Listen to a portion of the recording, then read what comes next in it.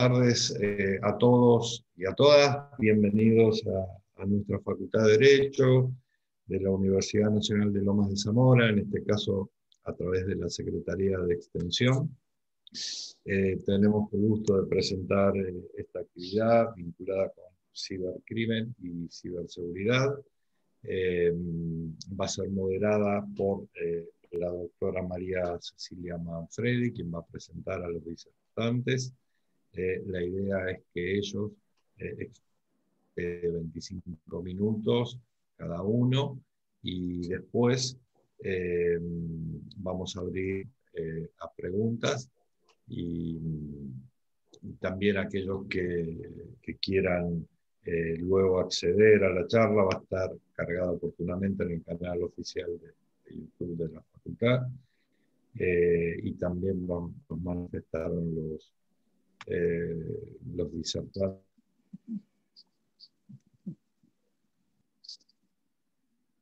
material que ellos van a exponer. Generosamente nos han dicho que nosotros se los podemos remitir por mail. Así que esa remisión sería recién a partir del lunes que viene. Así que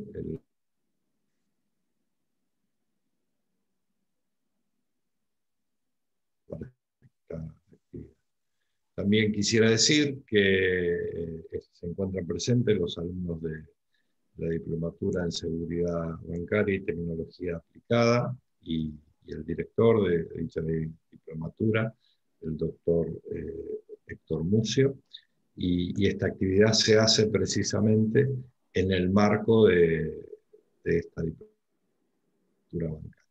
Así que, Cecilia, te paso la posta y para que sigamos adelante con la actividad. Bueno, buenas tardes a todas y a todos los presentes. Bueno, en primer lugar quiero agradecer... Cecilia. Sí, ¿te escucha?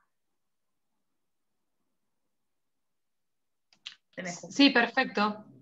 Bueno, quería agradecerles a ustedes, a la facultad, a la Secretaría de Extensión, al doctor Fabio Arce, a todo su equipo, y bueno, a la doctora Vázquez, por esta convocatoria para participar en el rol de moderadora, que para mí es un honor, tanto como ser docente de la facultad.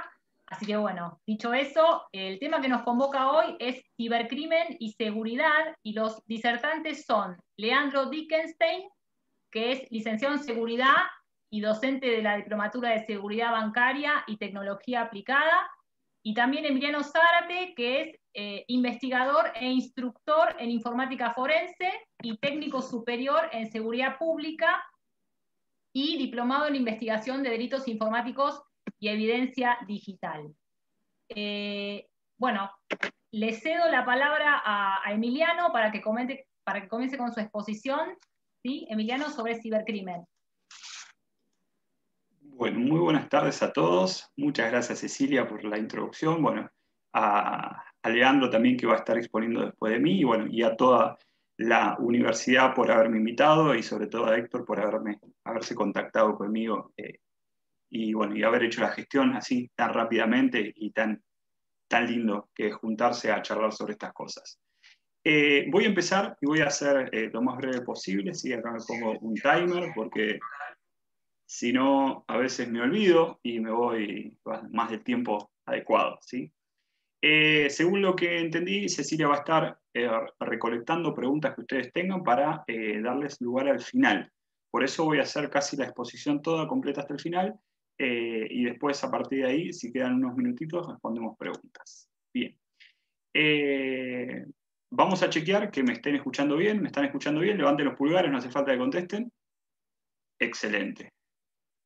Bueno, entonces empecemos. Sé que se van a generar muchas preguntas, así que voy a tratar después al final de responder la mayor cantidad posible. Ya me presentó Cecilia de una magnífica manera, pero ahí encuentran, si quieren, mi Instagram, y bueno, en todas las redes sociales me encuentran con el mismo username.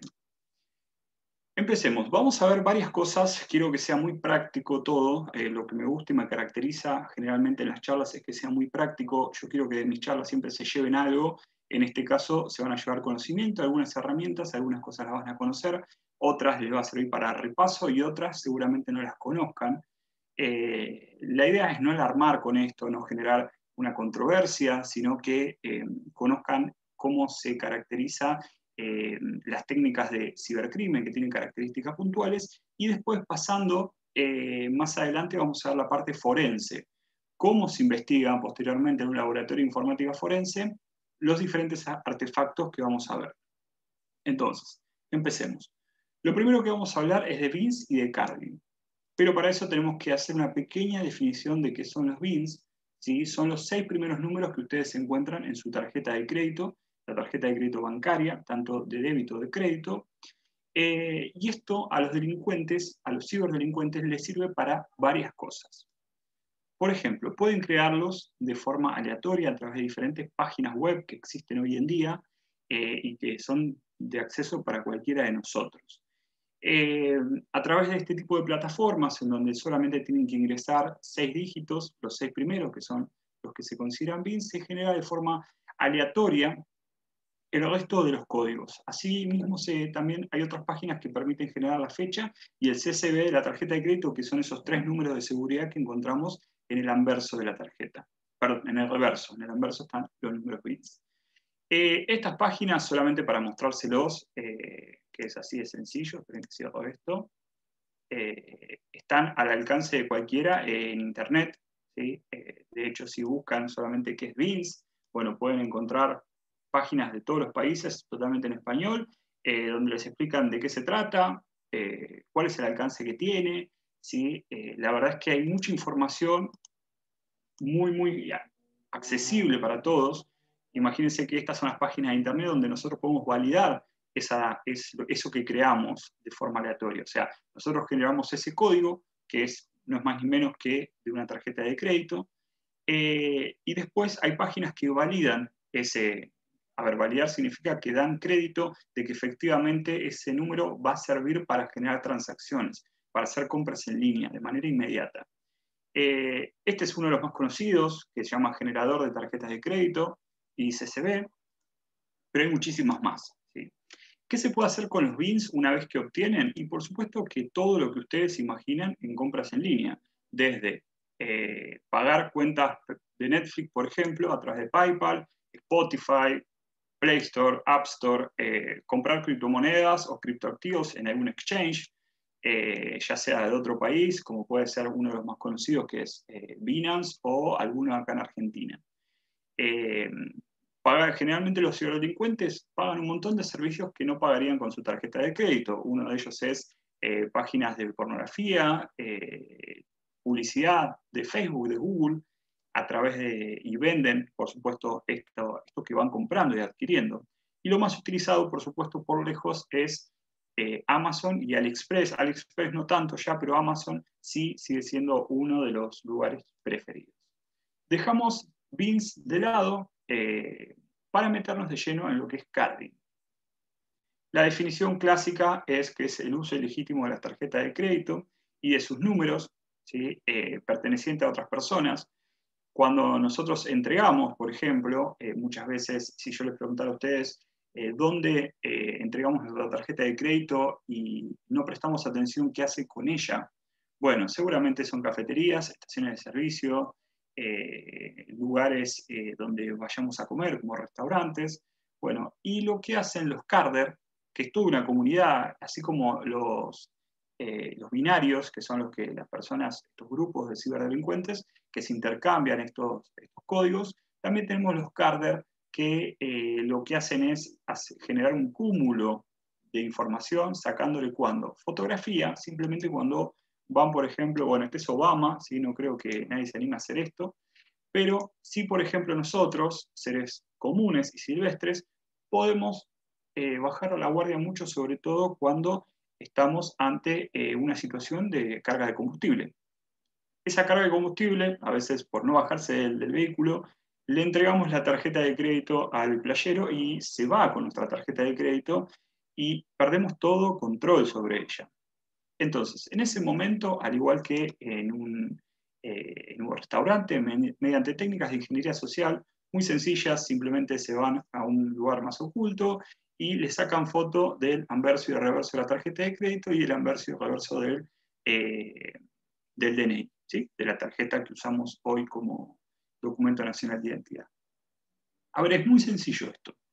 En las investigaciones también, también se vuelve sencillo la investigación cuando el punto de compromiso, y esto no venía en la charla, pero no importa, se los voy a comentar porque creo que vengo bien de tiempo. El punto de compromiso sería, imaginémonos que estamos todos nosotros, que somos bastantes hoy en la charla, y todos pasamos por la misma estación de servicio. Y nos damos cuenta, cuando viene el resumen de la tarjeta de crédito, que tenemos muchas compras que desconocemos. Entonces generamos a través de la identidad bancaria lo que se llama desconocimiento de compra.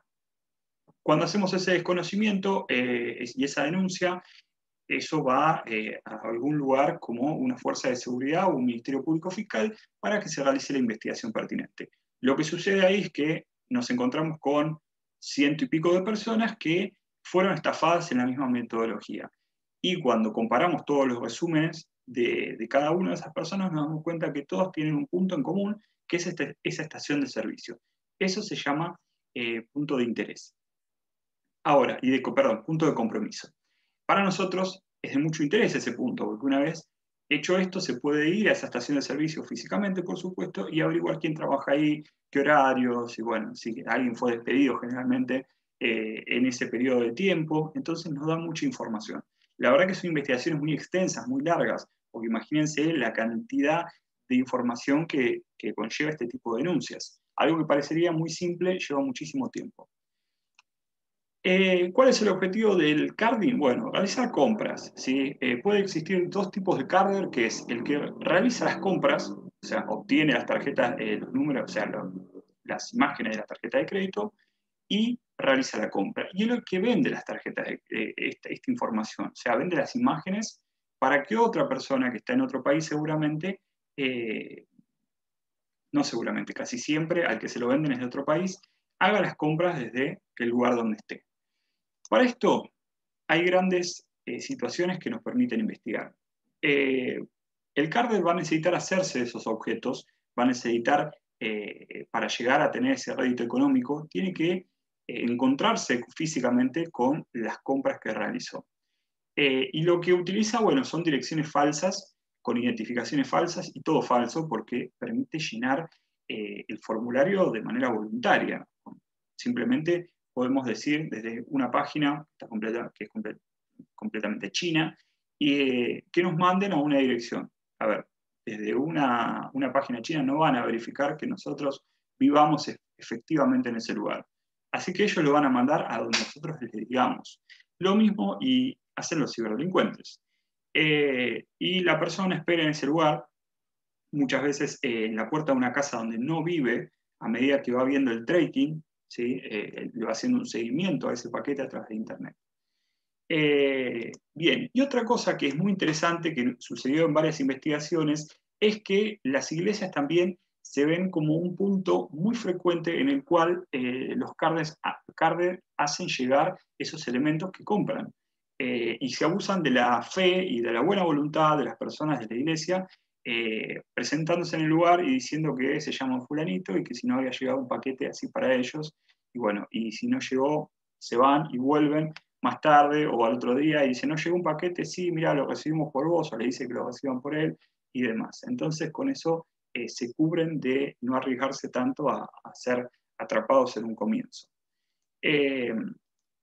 Bien, tenemos muchas cosas por ver, no me quiero detener puntualmente en cada detalle, pero existe toda una filosofía de esto, que trata justamente de que hay gente que tiene muchísimo dinero y a veces ni se da cuenta de estos gastos que se hacen a través de en línea, ¿sí? Después tenemos los skimmers, la práctica de skimming, que es el robo, pero esta vez es la información que se encuentra contenida en la banda magnética de la tarjeta de crédito y débito. Esa información se obtiene a través de estos aparatitos que se llama skimmer. El skimmer, ¿dónde van a encontrar ustedes? Por ejemplo, un skimmer siempre cuando ingresan al hall donde se encuentran los ATM, los cajeros automáticos. Bueno, ahí van a encontrar un skimmer. Un skimmer es simplemente un lector que lo que necesita es registrar lo que pasa por él que va a ser un número que le pertenece a una persona. Pero la verdad es que, por ejemplo, los skimmers de la puerta de un banco se pueden abrir con la tarjeta SUBE, ¿sí? Pruébenlo, es un dato. Y eso se le suman este tipo de aparatos. Estos son de investigación, ¿sí? Eso que ven ahí, esos orificios, que son 3 en este caso, bueno, del otro lado se ve así. Ya vamos a dar detalles sobre esto. Lo que están viendo ustedes ahora en pantalla es una barra de plástico hecho con lo que es una impresora 3D a medida para un modelo de ATM, de cajero automático. Esto se inserta, se pega, se adhiere a la parte superior del cajero automático y está pintado o revestido del mismo color. Yo les aseguro que no se dan cuenta, no lo ven. Si nadie les dice que está ahí, ustedes no lo van a ver. Son muy difíciles de identificar si uno no está entrenado. Usa 2 baterías, lo que le da la autonomía, y 3 placas lógicas, lo cual hace de receptor de la información que va captando a través de las diferentes cámaras que tiene instaladas, ¿sí? Esas placas lógicas están adheridas mediante cables a un pequeño orificio y a la vez también guardan esos videos que van a filmar en tarjetas micro SD, que se puede ver ahí la ranura para insertarlas, ¿sí? Fíjense la micro cámara que tiene, y estas son las 3 tarjetas SD, ¿sí? Micro SD. A esto, para generar el combo perfecto para obtener esta información, se le tiene que sumar esto que se llama sobreboquilla. Esta sobreboquilla va adentro de la ranura del cajero automático. Si ustedes ven, tiene como un resorte en su extremo derecho, y ahí está el lector que lo que va a hacer es captar esta información, y del otro lado tienen a la vez, como habíamos visto antes, una placa lógica que va a receptar toda esa información y la va a guardar. Tenemos otros modelos, como podemos ver, estos que ya son partes de cajero automático, que se adhieren, al igual que el anterior, con lo que se llama cinta bifaz de gel, que lo que permite es tener un pequeño movimiento y que se pueda acomodar de una manera exacta. También lo mismo, la misma metodología, una placa lógica, una batería que le da autonomía y un lector que va a captar todo esto. Bueno, esto ya es más complejo de hacer y más arriesgado, porque esto sí, por ahí nos podemos dar cuenta. Del otro lado se ve así, ¿sí? Esta en vez de tener 3 cámaras tenía 4 cámaras, porque estaba conectado a un cajero donde no solamente tenía que ver la clave PIN, sino que también tenía que ver la otra clave, que es la de pantalla, que ahora no me acuerdo cómo se llama. Así que si alguien lo pone en el chat, genial. PIN creo que es la de letras. Y después tenemos otros fragmentos, ¿sí? Que también son extraídos de cajeros automáticos. Y por último, en esta parte quiero mostrarles la herramienta con la que se puede extraer la sobreboquilla que vimos, esa verde chiquitita que va dentro de la boquilla original del cajero automático. Sin esto, ustedes si lo tratan de sacar, la van a romper, casi la destruyen, básicamente. Entonces, es necesario contar hacer un análisis sin que esté destruida casi en su totalidad. Que no es más que una espátula modificada, ¿no? ¿Dónde comprar un skimmer? Es una situación que se puede dar, que ustedes me pueden decir, bueno, Emiliano, ¿dónde consigo un skimmer para ser un ciberdelincuente? Bueno, en lo más profundo de la Deep Web, de la Dark Web, no. Lo van a conseguir en Mercado Libre, van a poner lector de banda magnética. Esto es vieja, esta foto, está mucho más caro ahora, pero bueno, para que se den una idea. ¿Por qué? Porque esto se utiliza también en los hoteles. Es más, viene con creo que 10 tarjetas en blanco, ¿sí? Así que es como un combo que uno compra, y con el software para lectura y escritura de estas tarjetas, por supuesto. Es más, en esta publicación, que es una de las que más me gustó, vemos que tenemos 115 vendidos de esto. O sea que de esos 115 seguramente haya delincuentes que lo utilicen, ¿sí? Para este tipo de maniobras. Seguimos. Después tenemos dentro de lo que es el ATM, el cajero automático, la trampa dispensadora de dinero. No tan usada últimamente, pero sí mucho más económica que todo lo que vimos anteriormente. Porque lo otro necesitamos tener una impresora 3D, necesitamos comprar los componentes, armarlo, probarlo. En cambio esto es simplemente una chapa como lo que ven acá, una chapa robusta, que también tiene cinta bifaz, pero esta no es de gel, porque ocuparía mucho lugar, sino que es de goma eva, que también le permite al delincuente acomodarla dentro de lo que es la trampa dispensadora de dinero. Una vez que la acomoda, ¿sí? Se retiran del lugar. Para todas las maniobras vamos a mencionar lo mismo. Lo que hace el ciberdelincuente es, perdón, el delincuente, porque esto la verdad que es una cuestión tecnológica nada más. Lo que hace es, imaginémonos que tenemos 3 cajeros automáticos en el hall, lo que hace es descomponer 2 cajeros automáticos para que ustedes vayan al que él ya manipuló de alguna forma para obtener esto. ¿Cuándo lo hace esto? Un viernes a la noche. Un viernes 12 de la noche y retira todos estos equipos, o alguno de los que haya puesto, a las 5 de la mañana del sábado. ¿Por qué lo hace esto? Porque primero, ahora estamos en pandemia, ¿no? Pero la gente está en la calle, la gente está con la guardia baja, sale simplemente a sacar dinero y se encuentra que el dinero no sale y va así poder reclamar el lunes a la mañana. Entonces los delincuentes van a ingresar al hall, van a extraer el dinero, van a extraer la trampa dispensadora de dinero y se van a retirar cuando ustedes hayan ido. Lo mismo pasa con el skimmer, ¿sí? Lo van a colocar en el mismo horario y a partir de ese horario, y sábados también, pero más que nada los viernes. Y a partir de ese horario van a extraer todos estos elementos y se van a hacer con un montón de números, ¿sí? De contenidos en las bandas magnéticas de las tarjetas de crédito y débito. Ese es siempre, digamos, lo que vendría a ser la guía del delincuente, ¿sí? Generalmente es así. Pero se puede dar en otros horarios también. Así que siempre desconfíen si hay muchos cajeros automáticos y funciona uno solo.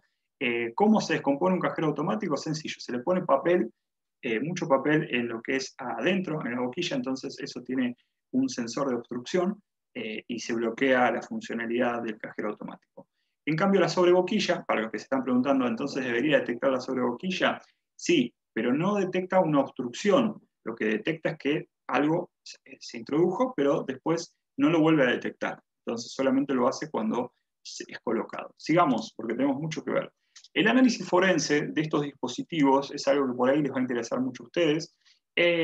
¿Cómo extraigo la información? Bueno, necesitamos contar con estos conectores que se compran en una página de China que vende partes electrónicas. Es simplemente un conector que se conecta mediante una interfaz de datos de micro USB para poder extraer la información que está contenida en la sobreboquilla verde que habíamos visto. Pero también tenemos estos que son artesanales, fíjense lo rudimentario, cómo están armados, y esto es necesario conectarlo a la sobreboquilla para poder extraer la información. Esto está hecho por delincuentes, ¿sí? Esto no lo hicimos nosotros porque somos artesanos de la electrónica. Esto es lo que se va secuestrando y a medida que se va secuestrando, bueno, se van consiguiendo para poder leer la cantidad de tipos de lectores que se van creando. Este es otro, ¿sí? Que en vez de tener los 4 pines en 2 en línea, tiene los 4 en línea. Y quiero que vean cómo se ve cuando se instala un equipo, digamos, de estos de skimmer.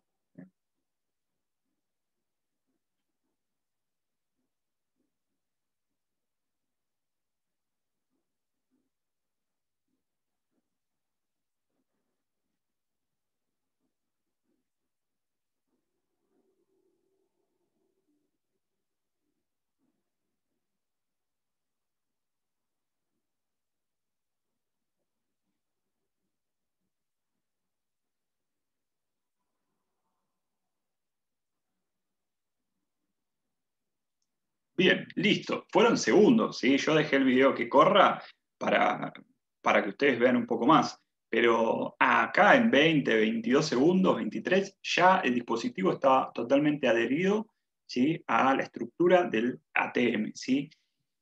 Entonces, sí, es muy complejo esto porque como después, bueno, es como, ¿por qué no lo vio el que está en el centro de monitoreo? Porque es una persona que tiene asignada unas 400 cámaras y por supuesto que no lo va a ver en 22 segundos que una persona colocó eso ahí. A veces sí, depende.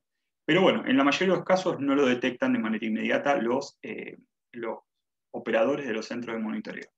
Y este es otro video que me encanta siempre mostrarlo, que es de una investigación, que nos va a mostrar efectivamente cuál es la realidad de ellos, de los delincuentes, en su día a día.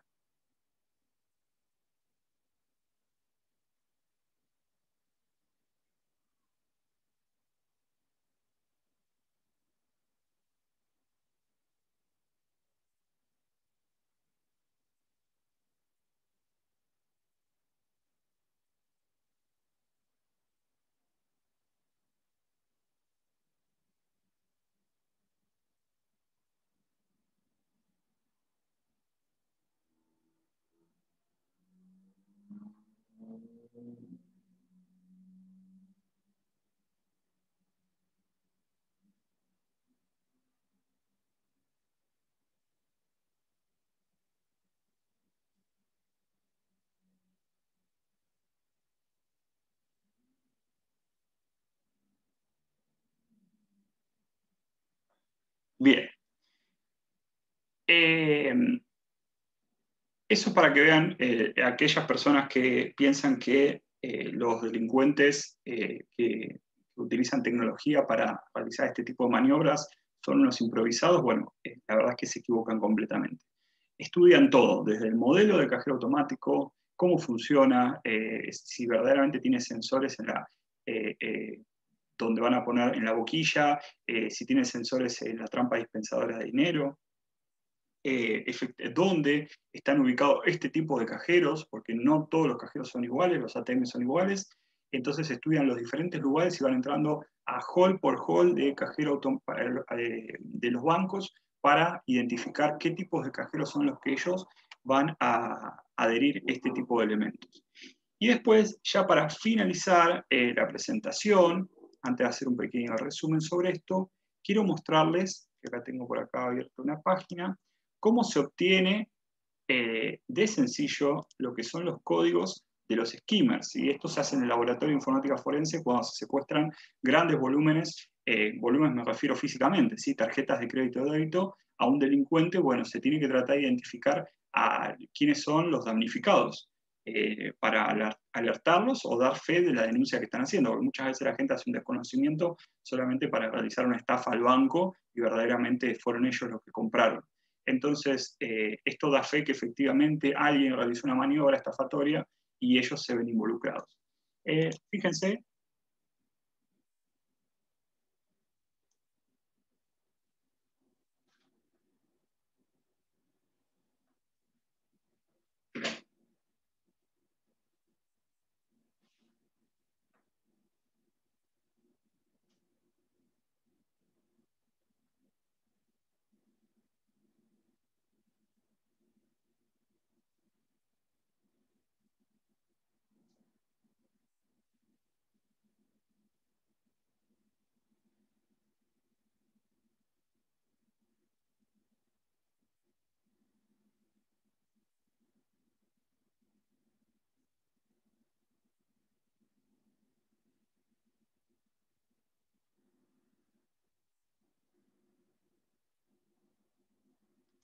Bien, han visto lo sencillo que es utilizar este tipo de aparatos teniendo el software con el que vienen, ¿sí? Ya los skimmers, y es muy, muy sencillo de utilizar.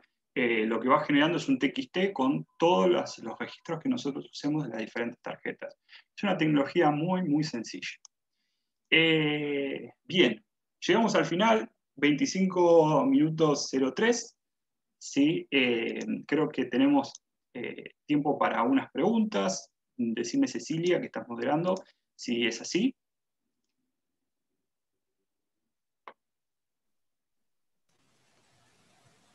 Sí, acá. Sí, Fabio.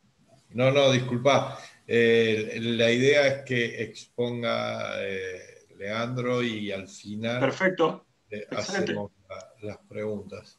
Excelente. Entonces, yo me despido. Ahí tienen mis datos de contacto para cualquier otra consulta que me quieran hacer. Bueno, ya saben dónde encontrarme. Así que muchas gracias y bueno, le doy el paso a mi colega Leandro. Excelente, Emiliano, tu exposición, muy interesante. Bueno, ahora que vos ya nos contaste cómo funciona esta modalidad delictiva, le vamos a dar la palabra al licenciado Leandro Dickenstein para que nos explique todos los temas relativos a la ciberseguridad.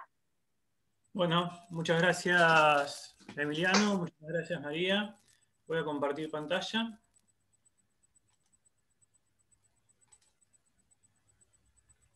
¿Se está viendo bien?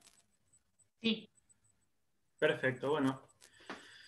La idea de esta charla, en el marco de la Diplomatura de Seguridad Bancaria y Tecnología Aplicada de la Facultad de la Universidad Nacional de Lomas de Zamora, la Facultad de Derecho, bueno, es hablar un poco del concepto de ciberseguridad. La idea de la charla es hacer un vínculo entre lo que es la cibernética y las ciencias de la seguridad. Me presento antes que nada, mi nombre es Leandro Dickenstein, soy licenciado en Seguridad del IUFA, doy clase en la Diplomatura de Seguridad Bancaria y Tecnología Aplicada, también participo en lo que es el Colegio de Ciencias de la Seguridad de la Ciudad Autónoma de Buenos Aires. La idea un poco de esta charla es describir las diferencias entre el concepto de ciencias de la seguridad y los aspectos vinculados con las ciencias jurídicas, pero desde el enfoque de la cibernética. Y bueno, se hace la comparativa entre los valores de riesgo propios de la seguridad, la gestión de riesgo y los valores justicia, el valor justicia propio del derecho, entre otros. Para empezar a describir un poco esta charla, y dado que hablamos sobre el concepto de cibernética, tenemos que nombrar a quien desarrolla este concepto, que es Norbert Wiener, y describe lo que es teoría del control y de la comunicación. Wiener describe en distintos libros, yo ahí puse solamente algunos, cómo se vinculan lo que son las máquinas con los animales, podríamos decir las personas, los seres vivos, las máquinas con las máquinas y las personas con las personas. Y cómo se desarrolla este control y comunicación y distintos conceptos, puntualmente cuestiones que se aplican en casi todas las ciencias porque se habla de lo que es teoría general de sistemas. Ahí hay un punto clave que es la retroalimentación y cómo se generan estos vínculos.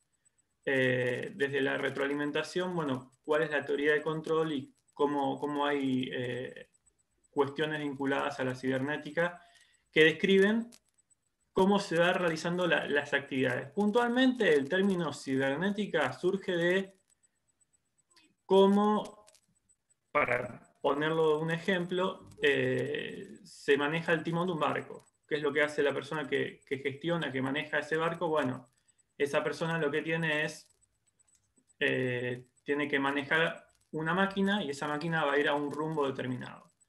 En este sentido, Wiener describe que la información es información, no es materia o energía. Esto tal vez es algo clave cuando hablamos y tratamos de hacer un vínculo con el derecho. ¿Por qué?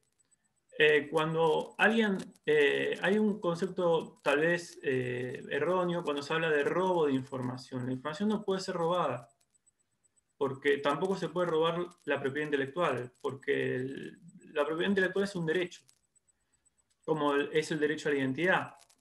Y en el caso de la información, no es en sí un bien jurídico protegido, pero sí hay delitos específicos que lo consideran, como por ejemplo la violación de secreto.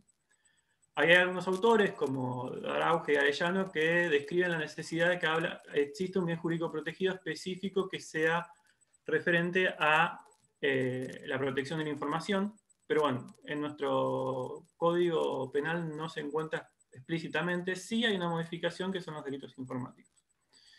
Bueno, y después cuando vamos avanzando y queremos describir cuestiones referentes a seguridad, tenemos que ver cómo vamos a hablar de las ciencias de la seguridad. En este sentido tenemos a Enrique Fentanes, que él describe lo que son las ciencias policiales. Y en el libro Compendio de las Ciencias de la Policía, este es un autor argentino, describe que las ciencias de la seguridad se enmarcan dentro de lo que son las ciencias factual-cultural. ¿Qué significa esto? Que la seguridad se basa específicamente en hechos. Los hechos tienen distintas características, tienen un lugar determinado, un tiempo determinado, una forma determinada, una serie de actores determinados, etc. Y tiene que ver con el valor cultura. ¿Qué significa esto? Que hay un conjunto de saberes, creencias y pautas de comportamiento social. Algunos describen que el derecho se puede interpretar como una moral codificada. En efecto, si nosotros vemos el Código Penal, vamos a ver que hay ciertos bienes jurídicos protegidos. Pero la descripción que hace Fentanes respecto de las ciencias de la seguridad es desde estos dos enfoques, más que nada al enmarcarlo dentro de la definición o el ordenamiento que hace Heinrich Rickert respecto de las distintas ciencias. Puntualmente, para tener algo bien sucinto, define que se define, o sea, en respecto a las ciencias de la policía, que también se puede interpretar como ciencias de la seguridad, en el sentido de que la policía se interpreta como seguridad pública, mientras que también hay seguridad privada. Actualmente nosotros lo vemos en las agencias de seguridad privada que están reglamentadas en las distintas jurisdicciones.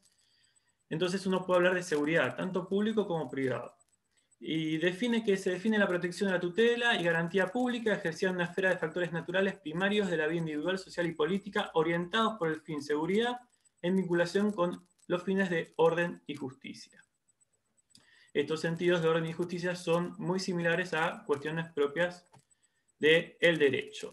El derecho podemos definirlo como el conjunto de principios y normas expresivas de una idea de justicia y de orden que regulan las relaciones humanas en toda sociedad. Bien, acá un parate. Estoy dando lo que es la parte teórica, luego vamos a ver la parte práctica. Siguiendo con lo que se describe desde el derecho, y yo hago estas separaciones, ¿no? Cibernética, seguridad, derecho. Tenemos lo que es la Ley de Seguridad Interior en el artículo 2 que dice situación de hecho basada en el derecho en el cual se encuentra basado la protección de la libertad, de la vida, del patrimonio y de los demás derechos y garantías consagrados en la Constitución Nacional. A ver, acá hay algo muy particular. En la Argentina nosotros separamos en dos lo que es seguridad interior, defensa nacional, y también está la Ley de Inteligencia Nacional. Es complejo, porque cuando hablamos de cibernética y hablamos de ciberespacio, se complica un poco esta separación. Pero bueno, hay que describirlo tal como lo dicen las normativas y la doctrina, como para poder desarrollar luego otros conceptos. ¿Qué es el ciberespacio? Y acá el gran conflicto que surge cuando nosotros como individuos tratamos de generar ciertos aspectos en común respecto de, por ejemplo, el derecho. El ciberespacio, bueno, la definición que se da es un entorno complejo, el resultante de la interacción de personas, software y servicios en Internet a través de dispositivos, tecnologías conectados a dicha red, el cual no existe en ninguna forma física. A ver, toda información va a estar en algún lugar determinado o determinable. Puede estar en un dispositivo almacenado, puede estar en tránsito o puede estar en procesamiento. Ahora, es verdad, la información no es materia y no es energía, es información en sí mismo. ¿Y qué entendemos como información? Bueno, básicamente nosotros vamos a obtener la mínima unidad de información que son los datos. Vamos a tener luego la información que es un vínculo entre estos datos que van a tener un sentido determinado y luego vamos a tener el conocimiento, que nos va a permitir tomar decisiones. Pero tenemos que entender que la información en sí misma es cuando hay más certeza. Es decir, cuando nosotros tenemos certeza sobre algo y vamos a tener información, nos va a permitir reducir nuestro universo a algo que nos va a dar más certeza. Esto lo define Shannon, que es un autor de lo que es las teorías de la información, posteriormente a las descripciones de Norbert Wiener. Bien, cuando hablamos de ciberseguridad, ¿qué entendemos como ciberseguridad? Yo vuelvo para atrás un segundito. Ciberespacio. ¿Cómo podríamos, una pregunta disparadora, ¿no? ¿Cómo podríamos entender las jurisdicciones que se definen, por ejemplo, desde el derecho en el ciberespacio? Si yo soy un usuario de un sistema bancario, me conecto desde mi computadora, por ejemplo, en La Plata. Los servidores del banco están en Córdoba. Pero el atacante, que toma ilegítimamente mis claves de acceso y accede ilegítimamente a un sistema informático, afectando la confidencialidad de mis datos, lo hace desde, por ejemplo, Estados Unidos. ¿Cómo podemos entender eso con el sistema judicial que tenemos actualmente y las cuestiones de jurisdicción y competencia? Bueno, cuando hablamos de ciberseguridad, y ahora sí uniendo un poco los conceptos de ciber, de Norbert Wiener, y de seguridad respecto de Enrique Fentanes, viendo ese andamiaje teórico, acá hay otra definición y vemos un poco más cómo se describe. Esta definición es la que está en las normas ISO.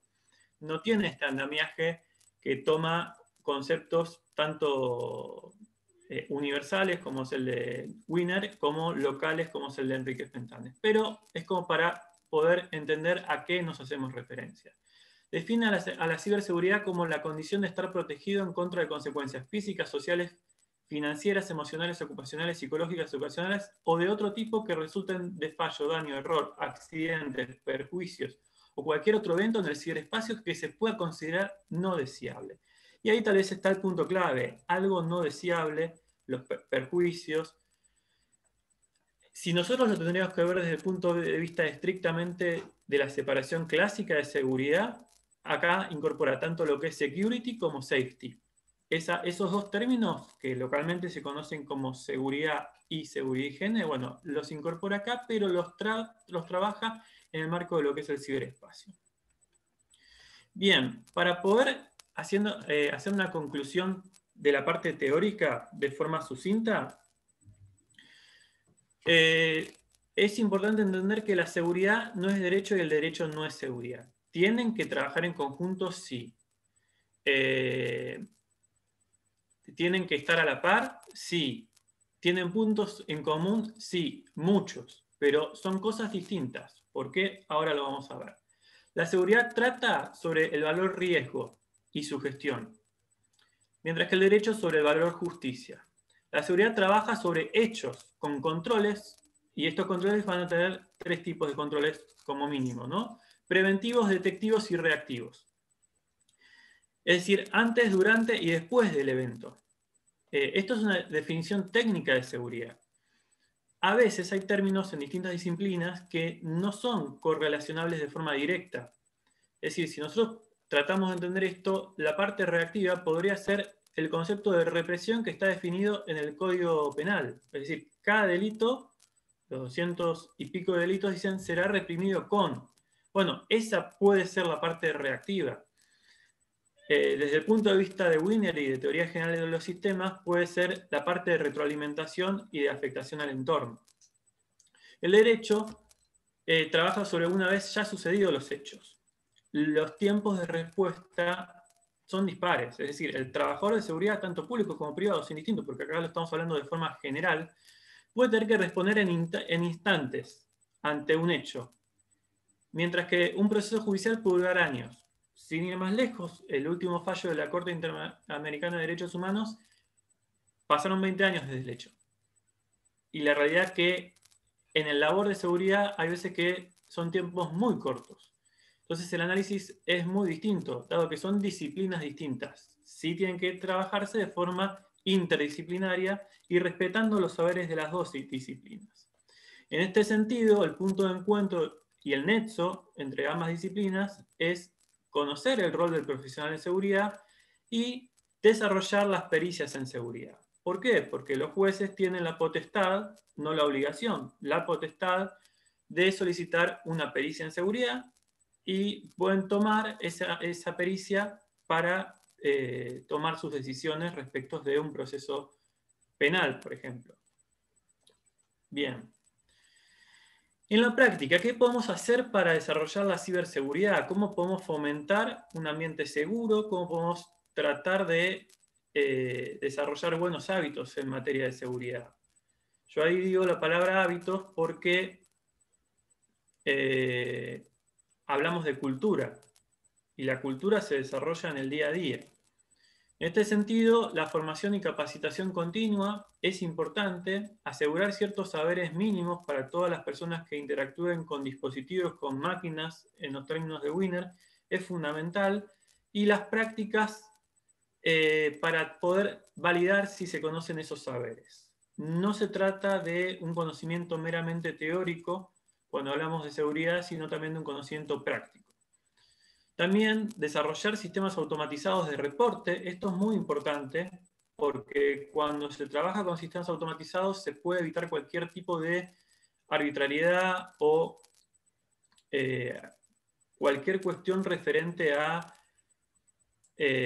intereses que tengan las personas. Obviamente, los sistemas son desarrollados por personas, eso es innegable, y puede haber toda una cuestión de debate respecto de los algoritmos. Eso no se niega, pero lo que sí hay ciertos algoritmos básicos, secuencias de pasos básicos que puede tener un sistema que puedan favorecer el trabajo de seguridad. También es muy importante la cooperación público-privado, público-público y privado-privado, claramente. En este sentido, las distintas organizaciones tienen que colaborar en conjunto en todo lo que es el ecosistema de ciberseguridad, proporcionando datos a otros actores que pueden trabajar en forma conjunta para reducir cualquier tipo de riesgo, y yo trabajo sobre eso, sobre el riesgo, no trabajo sobre otras cuestiones, porque el profesional en seguridad trabaja sobre el riesgo y su gestión, manejar correctamente la gestión de incidencias. En este sentido, es importante entender, por ejemplo, cómo actuamos ante un reporte. Una persona nos reporta un problema. ¿Cómo actuamos? Nuestra forma de trabajar al respecto, ¿es una forma madura? Hay distintos trabajos ya realizados, hay distinta información, hay mecanismos que se conocen como forma responsable de divulgar vulnerabilidades. También hay cuestiones lingüísticas que pueden haber algunas críticas al respecto, pero digamos, en lo que es la seguridad informática, hay buenas prácticas y es importante poder adoptarlas. También generar un desarrollo de intereses en común entre los distintos actores. Hay que entender que hay distintos actores, distintas personas que trabajan en ciberseguridad, hay distintos intereses y también hay que entender que no hay un conocimiento en común en todos los aspectos. En general pasa que desde el conocimiento técnico hay mucho desconocimiento en materia de derecho. Y se hacen acciones sin saber que son delitos, por ejemplo, o que pueden generar algún tipo de riesgo. No necesariamente es una acción malintencionada, pero sí es importante saber y generar un intercambio de saberes en común. Bien, para poder ver puntualmente y trabajar específicamente en cuestiones prácticas, yo acá voy a dar una serie de herramientas. En realidad son unas pantallas de distintos sistemas que pueden ser de utilidad y que lo puede implementar cualquier persona, o personas que tengan un conocimiento un poquitito más específico, ¿no? Pero para navegar y entender les va a servir. En primer paso está AbuseIPDB, es abuseipdb.com. Van a ver esta página y ahí van a poder buscar cualquier dirección IP. Dicho sea de paso, una dirección IP es lo que identifica dentro de una red. En el caso de Internet, la red pública. Uno puede buscar en esta dirección IP el reporte, la información que hay sobre esa dirección IP y si otras personas detectaron o indicaron que esa dirección IP tiene algún tipo de acción malintencionada. También podemos utilizar la página Virus Total, que es una página pública también, es un sistema de lo que se denomina Threat Intelligence o inteligencia de amenazas. Cabe destacar el término inteligencia en la connotación de seguridad, no en la connotación que puede haber estrictamente del derecho o incluso política, ¿no? La connotación de seguridad, específicamente en el marco de lo que es la seguridad de información y la seguridad informática, el concepto de Threat Intelligence es un concepto que se utiliza en muchísimos tipos de soluciones y aplica para resolver y reducir distintos tipos de riesgo. Esta plataforma es de Google actualmente, en realidad lo desarrolló una empresa española que se llama Ispasec, y la verdad es muy útil porque uno carga un archivo y indica cuáles son más de 60 motores antivirus si lo detecta, y también hay información de direcciones de internet y direcciones IP. También podemos ir a Google, poner report phishing Google, y nos va a tirar esta página, y si tenemos una dirección de una página que consideramos que es phishing, la podemos reportar. Lo mismo sucede con el Microsoft Security Intelligence de la empresa Microsoft, que también podemos reportar alguna página que detectamos que es phishing, nos llega por un mail, por un mensaje de WhatsApp. Y después sí tenemos herramientas un poco más técnicas, que están orientadas tal vez para personas que administran sistemas o que están en la parte de infraestructura de distintas organizaciones. En este caso es File2Ban, lo que se ve acá arriba. Es un software que permite reportar automáticamente en distintos portales intentos de ataques. SSH-Guard es otro similar. Después tenemos sistemas de monitoreo como Uptime Robot o Savits, y sistemas que son IDS, que son un poco más avanzados para poder entender las distintas actividades que se hacen dentro de la organización, como es WASU.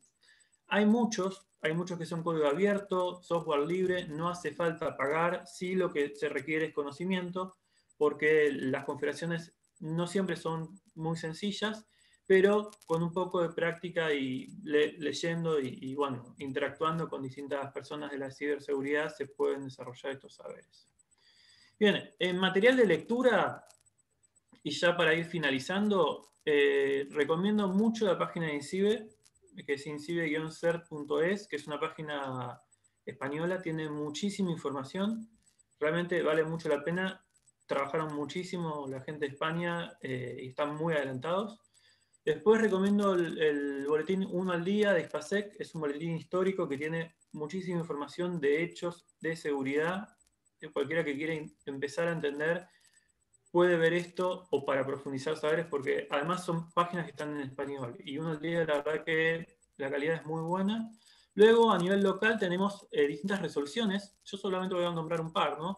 La Estrategia Nacional de la Ciberseguridad de la República Argentina, la resolución 829 del 2019, y el Glosario de Términos de Ciberseguridad, la resolución 1523 del 2019 de la NETSO 2. El glosario es quizás por lo que uno tiene que empezar. Y luego, bueno, la Estrategia Nacional de Ciberseguridad también es importante. Luego, si queremos ver aspectos referentes a seguridad de la información, cabe destacar, no es estrictamente lo mismo que ciberseguridad o que seguridad informática, pero me extendería demasiado si marco esas diferencias. Está la disposición 1 del 2015 de la ONTIC, que es prácticamente la 27002 de la ISO o ISO-IRA. Está en español, tiene distintas medidas de control, es muy importante y muy interesante su lectura, está orientado a lo que son organismos públicos, pero también lo podemos aplicar y entender en cualquier tipo de organización. Bueno, esa es mi presentación, ahí dejo mi correo electrónico. Quisiera, para finalizar, poner el foco en estas cuestiones referentes a que no sea todo un cambalache, sino tener bien desglosados los distintos términos. Sí, muy importante el trabajo interdisciplinario, tener en cuenta a todos los profesionales y entendernos entre todos los profesionales. Bueno, estoy abierto a cualquier duda, consulta, y doy paso a la facultad, la parte de moderación. Muchas gracias.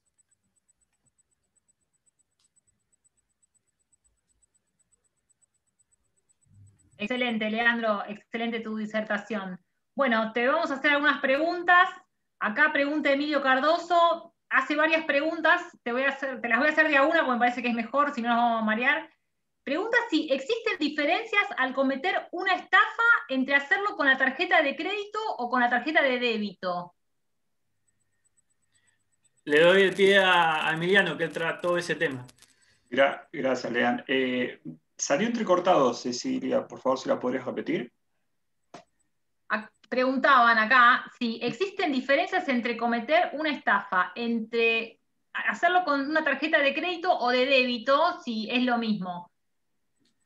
No, no es lo mismo. Siempre se trata de apuntar a las tarjetas de crédito, ¿sí? Porque el monto que va a tener para realizar transacciones va a ser mayor, y en cambio la de débito puede tener limitante porque la gente retira el sueldo, ¿sí? La de débito, recordemos cómo funciona.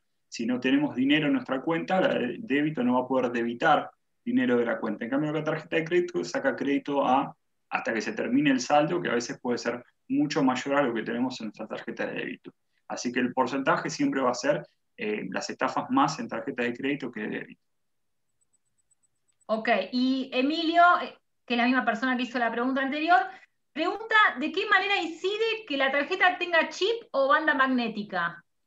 Bien, el chip es un factor más de seguridad que agregaron las entidades financieras y bancarias, que lo que produce es una autentificación cuando nosotros hacemos una compra con un código único. Lo que permite hacer es agregar, como dije recién, una capa más de seguridad y sí, lo que hace y para lo que está orientado ese chip es para tratar de minimizar los fraudes. Ok.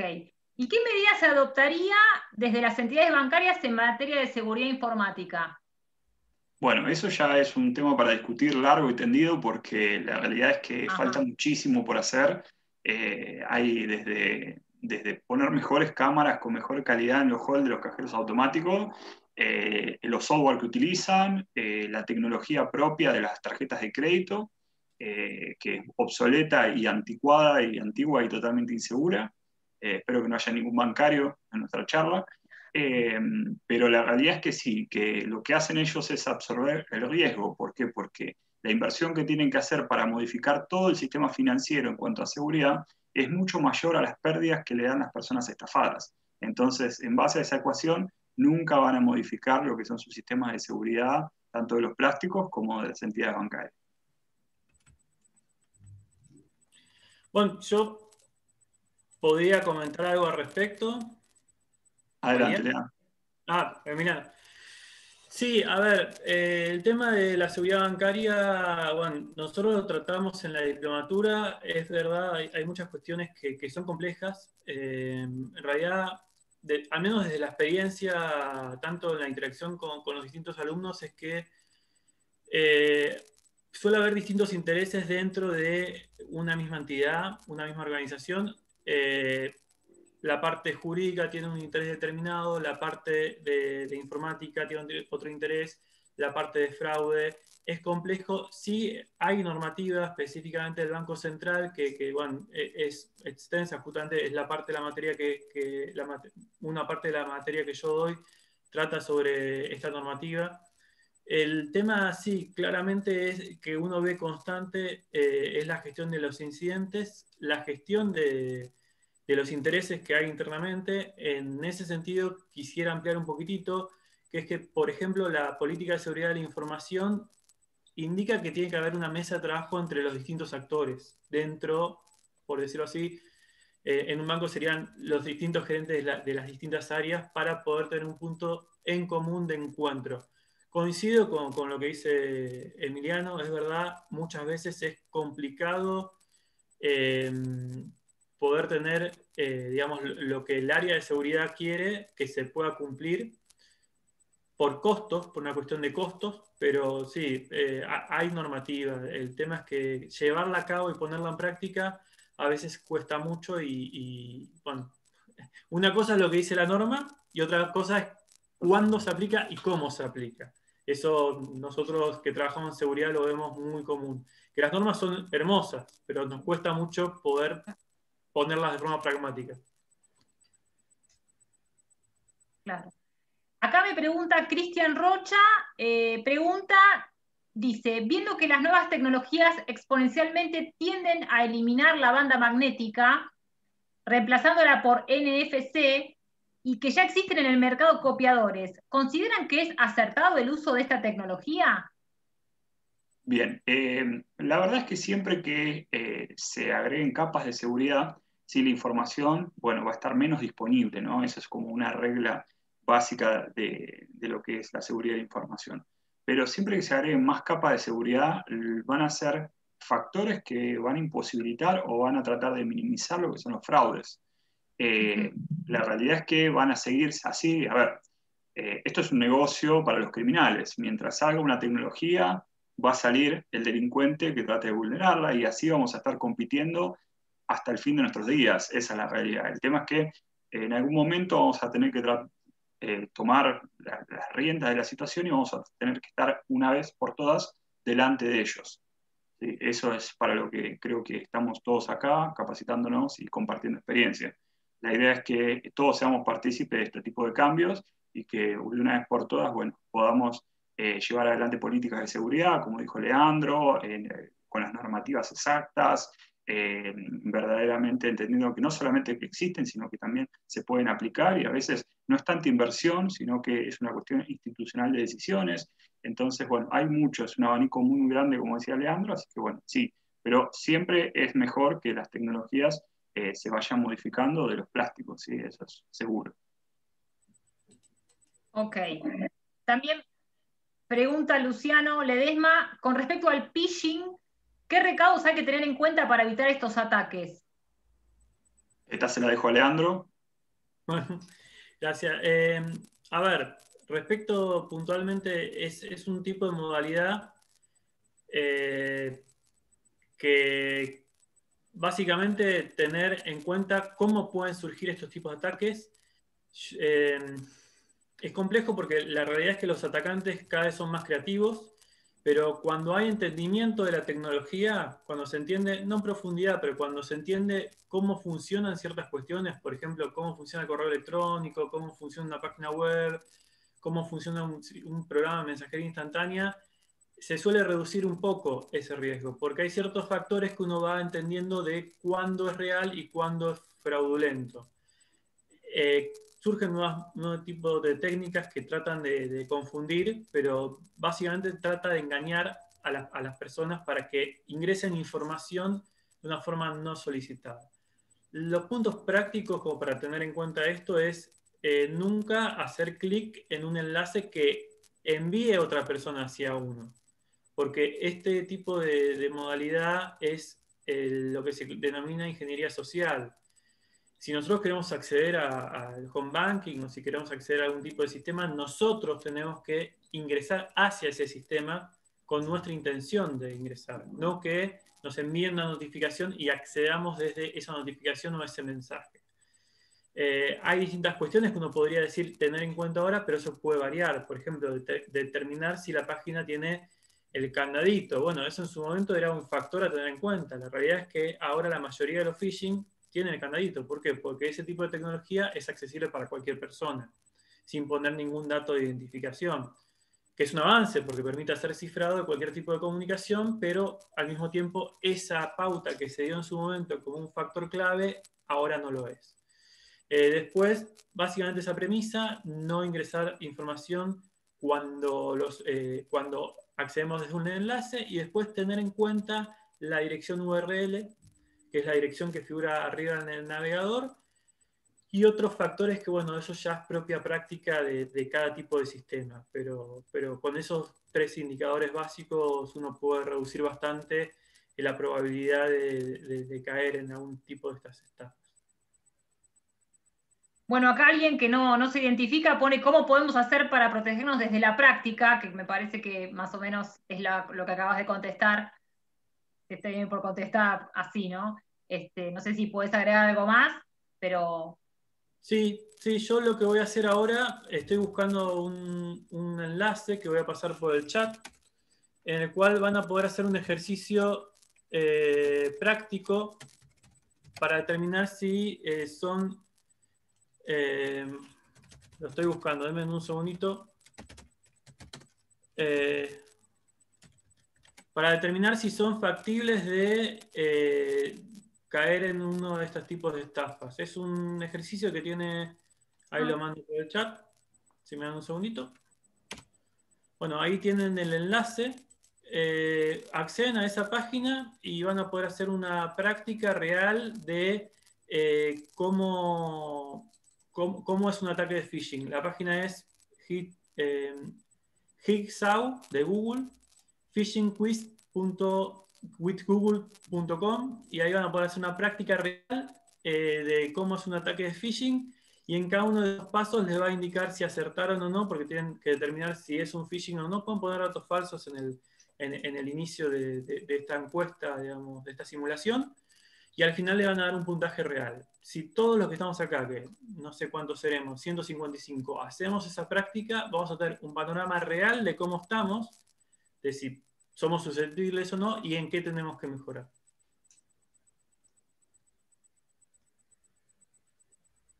Ok. Bueno, acá hablan de algunos casos puntuales, de llamados telefónicos donde les piden datos, preguntan si eso es una estafa, en realidad sería una tentativa de estafa, ¿no? Porque, bueno, por suerte no enviaron ningún tipo de dato. Acá preguntan que le desaparecieron a su sobrino de una cuenta 80.000 pesos y cuál sería la manera de proceder ante estos casos, o lo mismo cuando pasa, cuando las tarjetas de crédito aparecen compras no reconocidas por el usuario. Está Emiliano hablando, pero está el micrófono. Está silenciado. Ahí está. Muchas gracias, Leandro. Lo primero que hay que hacer entonces es dirigirnos telefónicamente a la entidad financiera bancaria solicitando la baja de los plásticos si nos damos cuenta que esto fue a través de, digamos, lo que podría llegar a ser el resumen de la tarjeta o el resumen propiamente de la tarjeta de débito, de movida. Eso es el primer paso. Y segundo paso es directamente ir a hacer la denuncia, porque este desconocimiento nos afectó específicamente a nosotros, somos damnificados en ese momento, para que se empiece una investigación. Posteriormente, el banco puede suceder dos situaciones. La primera es que corrobore esto como una actividad donde ustedes son los damnificados y les devuelve el dinero, y la otra es que no lo devuelva hasta que no se termine la investigación. Entonces, bueno, esas son cuestiones que ya son del azar propiamente, de cada entidad bancaria y financiera. Pero bueno, esas serían las formas de proceder. Bueno, vamos cerrando. Acá Edgardo Lopresti pregunta, ¿qué grado de vulnerabilidad se puede detectar hoy por hoy en la IP que se utiliza? Eso me gustaría comentar. Adelante. Igual también me gustaría conocer la opinión luego de Emiliano. Yo también estaba leyendo la pregunta. A ver, las direcciones IP identifican a la conexión de red, a la red que puede ser un router, puede ser distintas cuestiones. Esas direcciones pueden ser dinámicas, en efecto, se pueden conectar vía Wi-Fi. Lo que suele suceder es que hay sistemas de direcciones IP que tienen sistemas de reputación. ¿Qué significa esto? Las IP van a pertenecer a un proveedor, que eso va a ser lo que se denomina como sistemas autónomos o ASN, y también va a haber ciertos datos en sistemas de reputación, como el que mostramos de Abuse IPDB, que van a identificar a quién corresponde esa dirección IP. Cuando una dirección IP empieza a recibir reportes, o el clúster de esas direcciones, como puede ser un proveedor, empiezan a recibir reportes de distintos sistemas y estos reportes se intercambian con los sistemas de Threat Intelligence o están accesibles por distintos tipos de sistemas de análisis para la detección y prevención de este tipo de incidencias. El clúster, no decir la dirección IP puntual, sino el clúster, va a tener un scoring o una reputación más baja. Es verdad que la dirección IP en sí no es determinante de nada, pero sí puede en su conjunto con otros elementos, como hay factores como el fingerprinter del navegador o otros datos que son de interés para lo que es la parte de ciberseguridad, tal vez más puntualmente para la parte de Emiliano, que es la parte de investigación, que pueden permitir por distintas vías identificar. Básicamente sirve, es un elemento más, no es determinante, pero es un elemento que puede ser de interés y que se tiene que trabajar conjuntamente con otro tipo de cuestiones. Emiliano. Excelente, Lean. Lo que dijiste es tal cual. Lo único que están agregando ahí, Lean, es que están preguntando mucho por una VPN, si se puede utilizar, y claro, por supuesto que se pueden utilizar sistemas VPNs para ocultar o enmascarar lo que es nuestra dirección de IP. ¿Sí? Eso es una realidad y eso es una capa más digamos, de anonimato que produce un desafío en las investigaciones. Bueno, y la última, que no sé si tal vez tenga que ver con esto, pero está buena, Pregunta Marcelo Casol, ¿qué vulnerabilidad existe en las diversas plataformas? Sí, me gustaría comentar, después igual también me gustaría conocer la opinión de Emiliano. A ver, todos los sistemas son factibles de tener vulnerabilidades. Se dice, hay una máxima que dice que todo sistema es vulnerable, pero no se conoce la vulnerabilidad. Todos los sistemas son desarrollados por personas. En ese sentido, las personas van a tener distintos intereses y pueden haber distintos tipos de vulnerabilidades. La realidad es que las vulnerabilidades en los sistemas son muy frecuentes. Para poder mitigar eso, para poder reducir eso, se tiene que trabajar con lo que es el desarrollo seguro de aplicaciones. Es un campo dentro de lo que es la informática, específicamente dentro de lo que es el desarrollo de sistemas, que es complejo, no es sencillo, pero bueno, en Argentina por suerte hay mucha gente que trabaja en seguridad informática. No es lo mío puntualmente, pero sí sé que hay mucha gente y muy profesional al respecto. Es muy frecuente y casi cualquier sistema es vulnerable. Ahí también va a trabajar la parte de ciberseguridad en detectar esas vulnerabilidades, en hacer auditorías, hacer verificaciones continuas.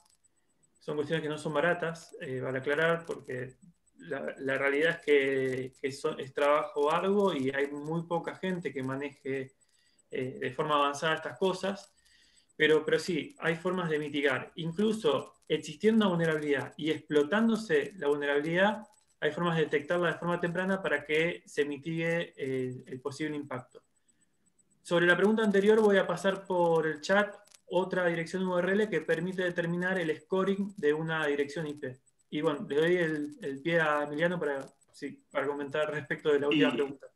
Impecable, Leandro. No podría agregar nada porque excelente tu respuesta.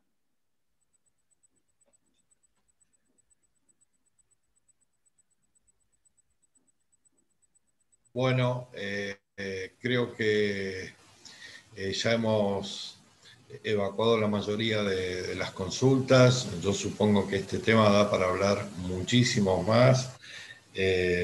Somos conscientes de que hemos limitado a los disertantes en el uso de la palabra, en el tiempo, pero estas actividades las tenemos pautadas en alrededor de 1 hora y ya llevamos casi 1 hora y media. No queremos abusar de la generosidad de nuestros invitados, de la generosidad de nuestra moderadora, así que vamos a dar por finalizada esta actividad.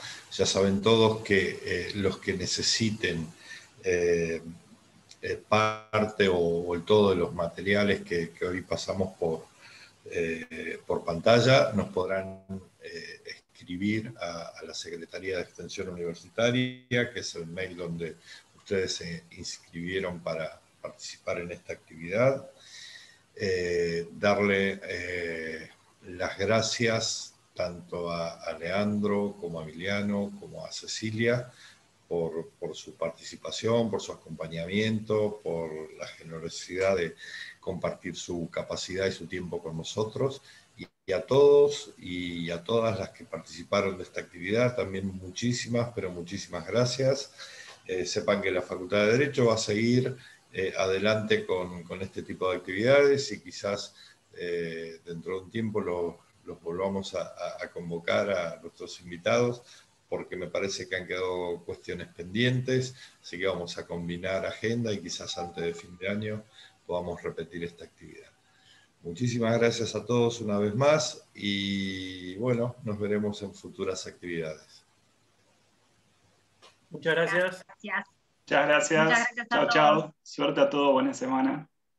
Chao.